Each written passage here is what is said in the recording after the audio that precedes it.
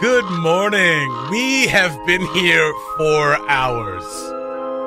Those power outages don't screw anything up. Not at all. Not at all. The entire board was down. The break hour was gone, but we're fine. We're here now. Thank goodness you had a key card, because apparently that's the only way to get in the building now, which I didn't know about. Maybe that was a power outage thing, too. Oh! Maybe our building took down downtown. I hope when so. It switched over to the key card system. And the entire city was down for about a half an hour. Yeah. Yeah. Apparently. Probably all the cabin's fault. Probably all the cabin's fault. We're just sucking away power from other people. Good morning. You like it. Welcome to Mornings with the Cabin. Wheeler and Lekter joining you on your Wednesday morning. It's halfway through the week. We're getting into that Christmas spirit. Ollie is taking a well-deserved morning off, although he's probably hosting something somewhere. He's probably emceeing some sort of thing. I think he's sore. Oh, is he sore? Maybe. From the whooping he took last night? I think so. Booyah! We did a little jiu-jitsu last night. You'll see that video a little later today, maybe tomorrow. Yeah, well, I don't actually know. I don't actually know either. I'm not going to put any pressure on him. Yeah. But we had a lot of fun yesterday at Just Fitness, doing a little jiu-jitsu, learning a few moves. I, admittedly, more athletic than Ollie. That's fine.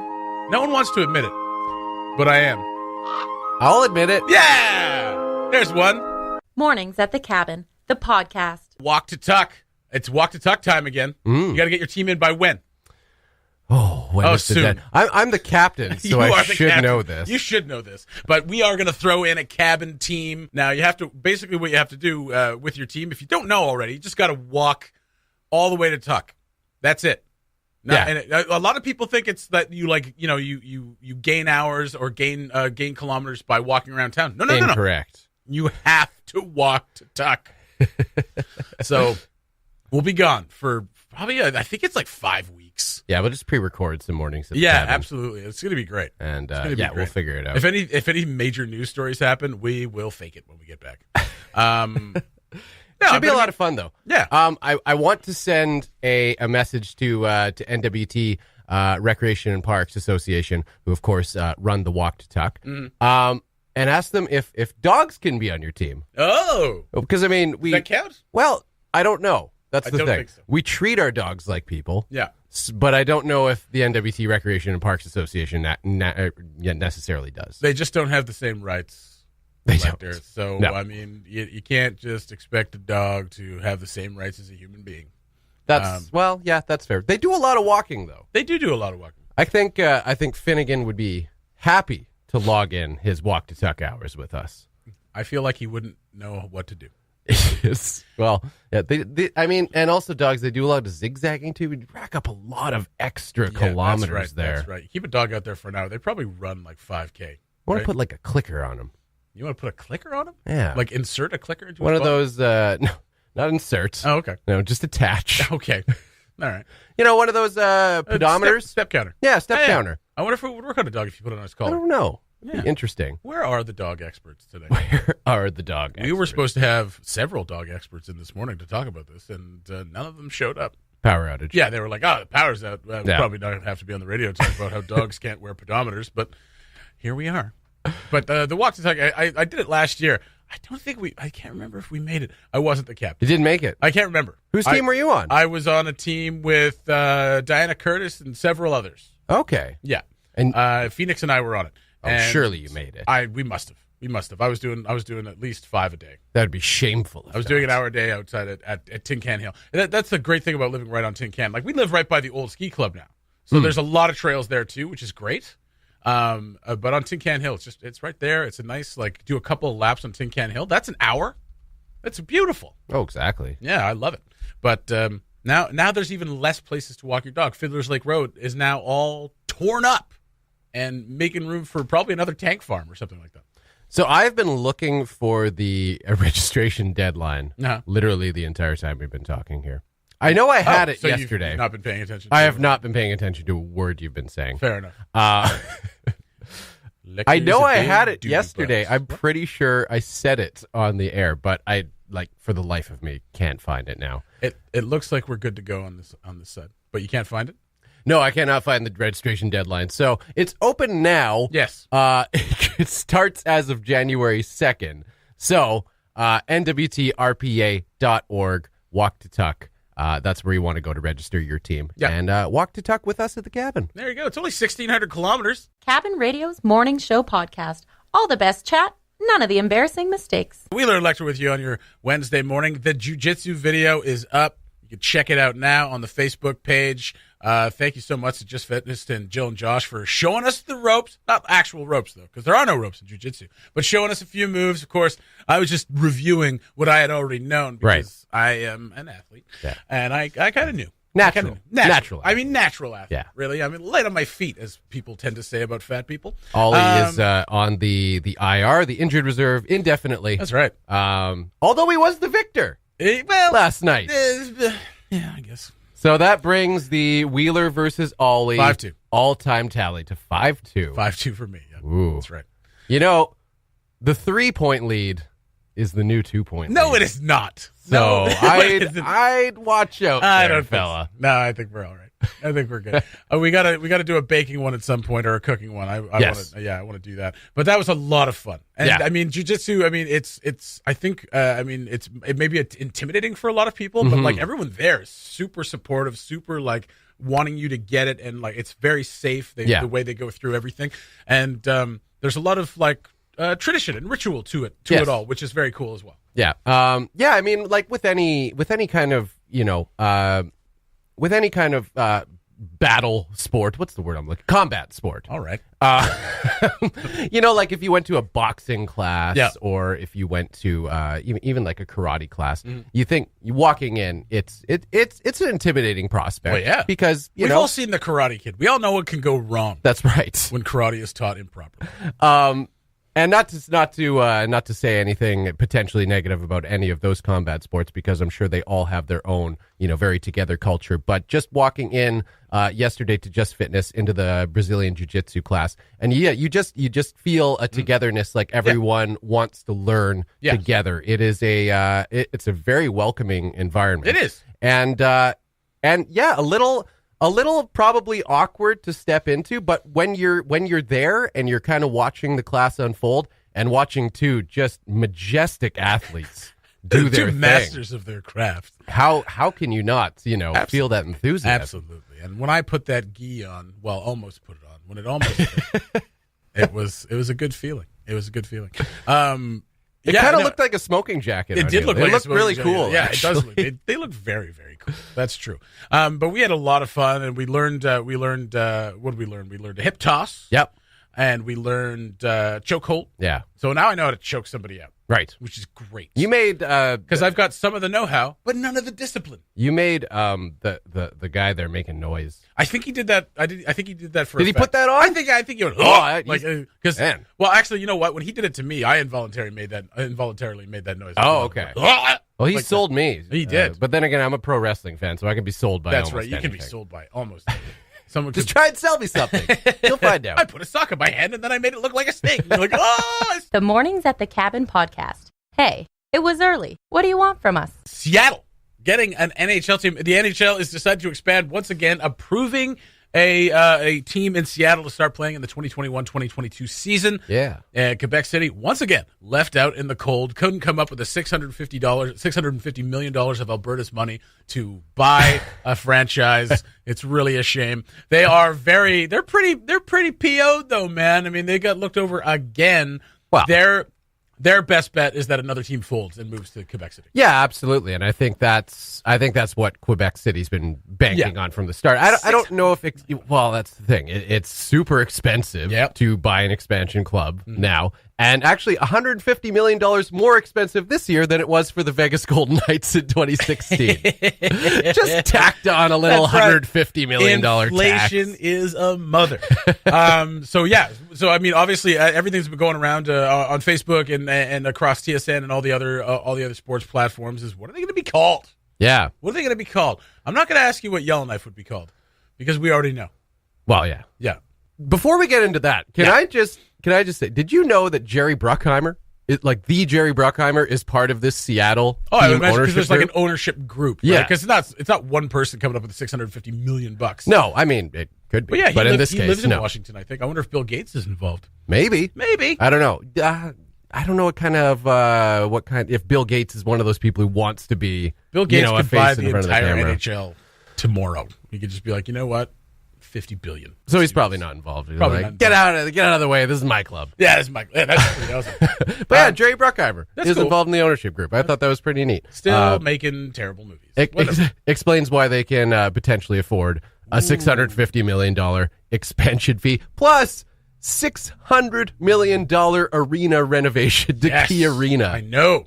That I think is like starting this week. So Wow. they're getting pretty serious down No in doubt. Seattle. That's pretty cool.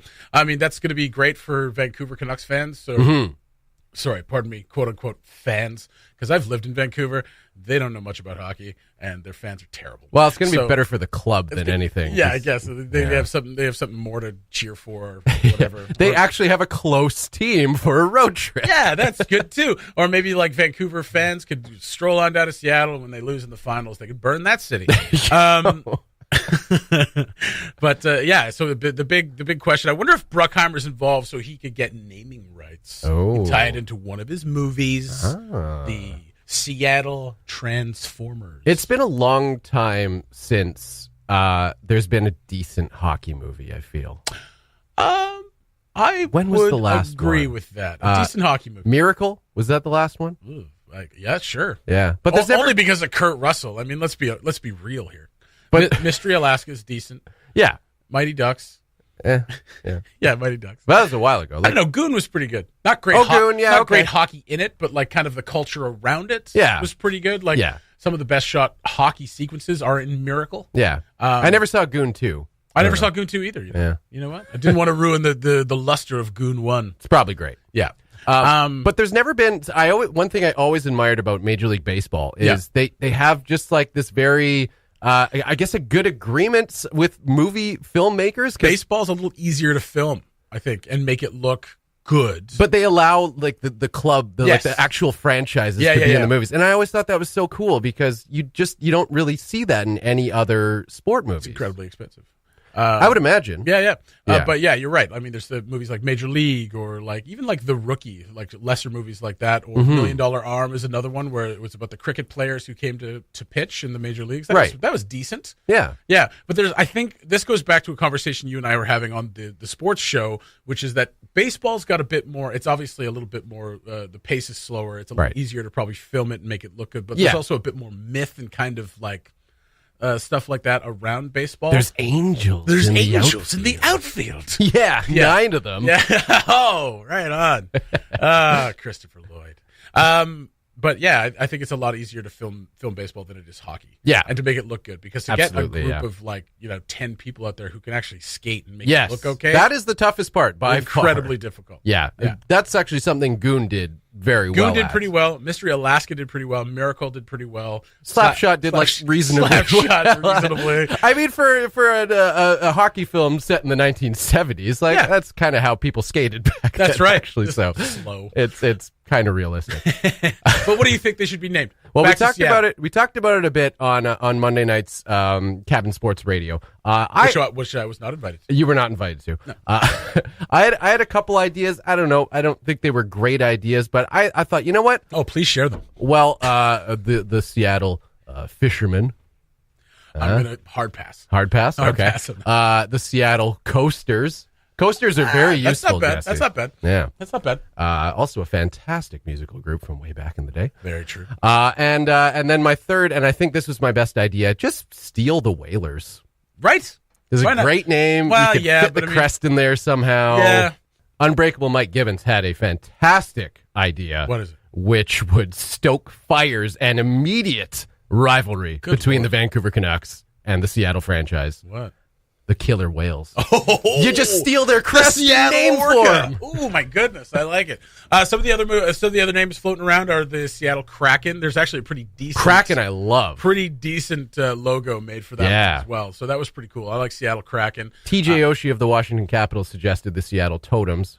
I mean, it's a nod to obviously to the indigenous peoples around there, but I mean, and apparently it's synonymous with the city. It is of Seattle. I've never been to Seattle. Don't know Beautiful much city. about that, but great coffee. Great coffee. I don't know. The finest. The finest in the land. But I've been there for a couple baseball games. It's nice. The Seattle Kicking Horses. Ooh, that's yeah. All right. Not every name's a good idea. I don't really have any. Like the Seattle Kraken is cool. Seattle Fishports. Seattle Fishports. Seattle Wharfers. Wharfers? There's a lot of wharfs So around there. they just build docks. The Seattle Sea Lions. The Seattle Slough. The Seattle Slough. They're very good. But there's a few kicking around that are. What was the one that's like kind of the most popular that came out? It was like Seattle. Oh, Sillynannies or something like that. Sillynannies. Mornings at the Cabin, the podcast where we cut out all the great music and you're left with the rest. So when we were learning the choke, Josh was doing it on Jillian. Yes. And he gave her like, you're supposed to put your arm around and then lock it in on your other on your shoulder, basically, right. or around your elbow, right? And then put your arm behind and then like row, like do that rowing motion, like you were rowing a boat, right? Kind of do a J and bring it up, right up underneath their chin, and like you involuntarily go, ugh! And he did it on her, and she tapped immediately, but she was like, oh. And we were like, oh, you okay? And she's like, he just cracked my entire back. You'll notice about halfway through the video. Yeah. You can hear it. You mentioned it. I was like, oh, I couldn't hear it. And I turned it up and I put my earphones on and it was like, and I was like, oh. So we have enhanced that audio. Yes, we have. For your listening pleasure. Here we go. Here is Josh cracking Jillian's back with a chokehold. Let's see here. There we go. Oh. Play that a few more times. Yeah, one more time. You got to hear that crunch right at the beginning. I'm just going to jack it up a little bit here. Oh. One more. Oh. One more. Oh. That noise she makes is like part panic, part relief, part pain. It's like, ah! Oh. It's like the first time I ever got cracked at a chiropractor. Yes. I went to Dr. Mike. Yeah. Over at Gaia. And I had never been cracked before. And he, massaged my neck a little bit. He's like, yeah, you're pretty tight. He kind of he takes my neck and he twists it and he just kind of goes, he's just like, you ready? He's like, breathe. And I breathe and he just kind of went, and I exclaimed. I went, oh! Just like that. Yeah. I basically started laughing out of like, oh my God, I didn't know my body could make that noise. And that's kind of what happened just there. I think that's pretty. I wonder how many times Dr. Michael hears that noise, right? That like, oh crunch my God. followed by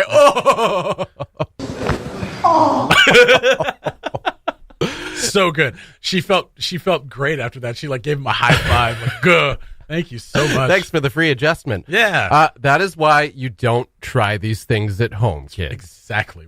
We should probably have a disclaimer on videos. I had a disclaimer that said like this could get very graphic. You did actually, yeah. Yeah. But don't try those moves at home, obviously. But if you are interested, obviously go down to Just Fitness and check them out on Facebook. You find out when the classes are. I think they're Tuesday and Friday nights. Yes. You can head down and they take all comers. They take beginners as well. It's pretty great. There is an appropriate arena for chokeholds. Yeah, it is not your basement. The Mornings at the Cabin podcast was recorded before a sort of live, thankfully not in the studio, audience. The city causing a little bit of ruckus this morning. Actually, I think they announced it. They announced it yesterday on the City of Yellowknife Facebook page that city flags will be flown at half-mast starting today from sunrise to sunset. So it's only for like 3 hours. For the day of the funeral of the late George H.W. Bush, who passed away on November 30th. So far, garnering about 80 reactions, about 36 comments, 24 shares. Right. Getting more engagement than most City of Yellowknife posts get. Most of them, I would say 99.9%, basically just asking why. Yeah. Why is this happening? Why is it doing? And it sounds like they're doing it because the feds are doing it. The G is doing it. Yeah. The city's going to do it. So they're all towing that line.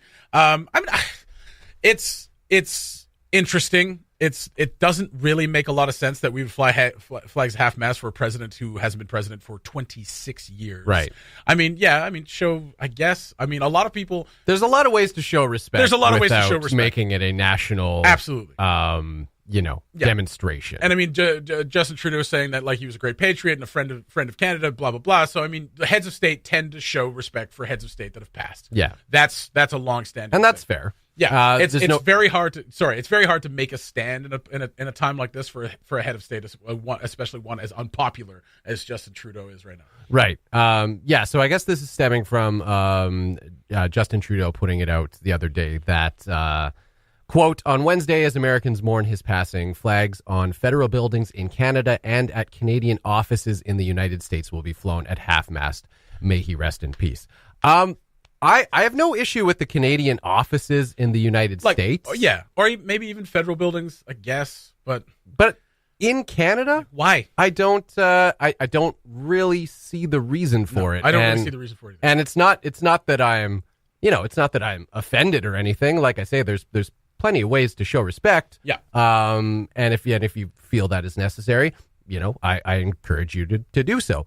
But it doesn't need to be a national demonstration. It's not. It doesn't really call for that. Not really. I mean, a lot of people are offended. I mean, a lot of people are bringing up the old history. Not that a person can't change, but headed the CIA, which flooded many poor communities with drugs, or at least had a hand in it. And also in the 80s, when him and Reagan basically cut funding to AIDS research and treatment and things like this. So basically, we're against same-sex marriage, against treatment for people with AIDS, and kind of. And I mean, fell behind a lot of the world in facing that, and cost the lives of probably a lot of people. Well, and I mean, the thing is, with any leader of any country, there's always decisions that you can look back on and say, they might not have got that one right. And these are pretty egregious. And this one is no exception. Yeah. George H.W. Made some very poor decisions as president of the United States, as every president does at some time or another. Nobody is perfect. We are all human, and we are all subject to make very human errors. Yes. Not to say that those ones you just pointed out are necessarily very human errors, but errors nonetheless. But it just doesn't seem necessary. It doesn't seem necessary. And isn't it funny how you can just wash over all of those awful things by saying, well, he was a patriot. He was a patriot. He cared about his uncompromised. country. He cared about his country, so it's okay that those things happen. Some people remarking, obviously, the stark contrast between raising the trans flag a couple weeks ago and then having this flag at half-mast, given his history with the LGBTQ community. Right. One commenter saying, you raised the trans flag a few weeks ago by half-masting now for Bush. That step forward you took is now 2 steps back. It is well known that Bush was against same-sex couples from adopting or fostering children, believed gay legislation wasn't needed because he didn't believe there was a need to legislate gay rights, and stated disgusting remarks about AIDS victims. Another commenter saying, how about flying the city's flag at half-mast for the 100,000-plus people who died of AIDS under his watch? Fair points. And that is not to say that a person can't learn after those mistakes, but while you were president and vice president, these are the decisions you made that were in your 60s. Yes, you had the wherewithal to learn better at that time, and you didn't. So I think a lot of people have some really good points. Yeah. Heads of state showing respect for other heads of state is a long-standing tradition, so I get that as well. Yeah. It just doesn't make a lot of sense for the city to be flying the flag at half-mast for HW. And like you say, there's plenty of issues and situations and tragedies in the past that you could certainly make an argument, and there shouldn't even be an argument against putting the flag at half-mast for.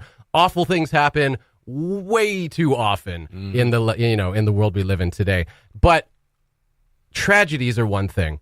This is a 94-year-old man. 94-year-old man who made some pretty horrible decisions. And it's just, it's not like that's a natural passage of life, right? Like dying at 94, it's not like you're saying, oh, he's taken from us too soon. Yeah. He lived a good life. And did some terrible things. A lot of people just kind of not seeing how it makes a lot of sense. Yeah. It feels like it's just a kind of a following and not wanting to make waves. That's right. Not wanting to make waves. Not wanting to make a stand and being like, we don't need to do that. There's no reason for us to do that. So, I mean, if you want to make that your opinion known on that, go to the City of Yellowknife's Facebook page and you can do that. Thanks for listening. Check out more from the show at cabinradio.ca.